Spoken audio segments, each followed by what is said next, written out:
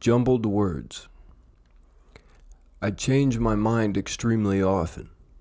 Dreaming softens when life's learning hardens.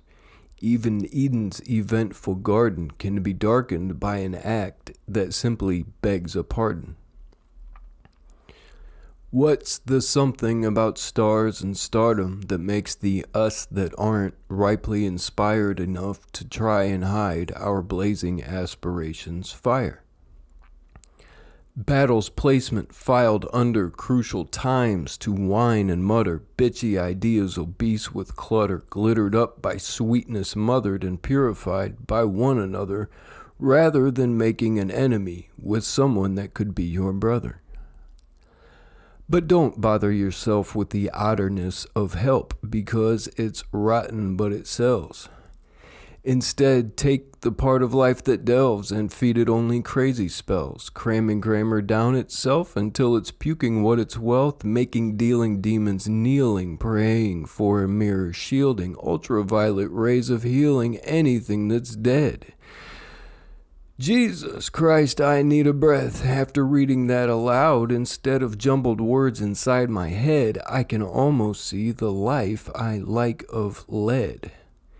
Unfortunate, instead of green, all that I can see is red. Maybe by speak words he really meant to turn the lucky third into the fourth and burn the smoke of imagination's luxurious cloth, or anything possible to keep myself ahead.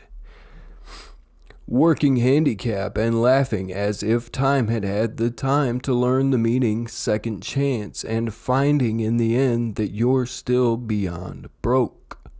Me on coke with no control before the aging of my soul, wishing I could say things like I'm yours for the taking, but at this point I feel that may be just a bit too bold. Hanging angry out to dry, only mainly just to butterfly every stake you've ever placed in wonder wise, and turned your cheek to certain things when most would quickly cover eyes or run and hide behind a curtain for about an hour's sour-tasting burden. It's yours and then it's mine completely, until I decide to give it back inside my hidden meaning of these words that no one could be sure of save for the ways they may be learning, or how many persons, unbeknownst to me, they could ultimately end up hurting. Dangerously flirting with attractive angels, swarming dramatic scenes of tears and screams, following a hearse, surrounding graves ignored by those immersed in self-indulgence, passing down the street.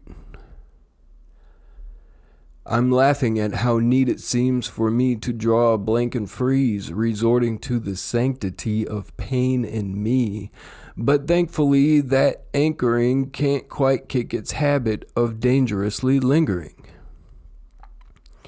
They tell me I've been drinkering, but I tell them I'm straight enough to make up words and link my purge to notes that sing, battering the only thing I have left that's mattering. Individuality is exactly what is happening. After me, there's nothing left but laughtering. Only those that know me best could have any idea what I mean. This has to be splattering whatever it wants all over its own afterthing. Thought that I could shake the earth, but I was only staggering. I told myself that none of this has to be, with monologues that were more than flattering. Everyone thinks that I am only acting, but I tell you now that they are the ones living in the dream. It seems obvious to me only 'cause I might possibly be the only one who can actually hear it scream, when it's really only whispering. And when I die, my spine will be the only thing left, still slithering.